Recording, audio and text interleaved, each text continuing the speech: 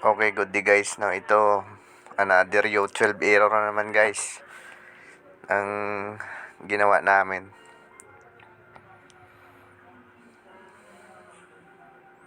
Yan, sa spin program nag-U12 error siya. Gagawin natin guys. Tanggalin natin yung pinaka-lead switch niya. Tingnan natin kung ano nangyari o nababasa ba. Palitan natin. Tanggalin na muna natin yung mga screw sa cover niya, 4 na screw.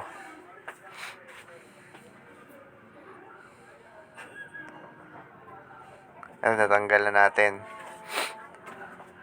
Dito yan sa ilalim nakalagay guys. I-slide nyo lang konti yung cover na yan. Tapos kunin nyo lang yung pinaka bump switch nya na hindi maputol. I-slide nyo lang para makapunta kayo dyan sa lead switch nya. Bago kayo gumawa guys, kailangan nakabunot talaga yung washing para safety. Yan guys, so yung pinaka lead switch nya. Maliit na board na yan. Medyo basa siya. Medyo basa na siya kasi open lang kasi Kaya papalitan natin yan.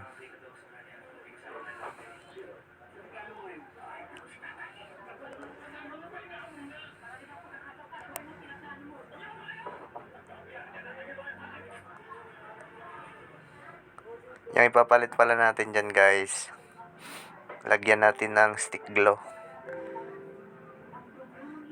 Kasi lahat ng mga pinalitan namin, nilagyan namin ng stick glue. Kaya tumatagal naman. Yung mga hindi namin nalagyan guys, siguro mga buwan, mga kulang-kulang taon lang nasisira agad. Pero yung iba na nilagyan namin, tumatagal siya guys.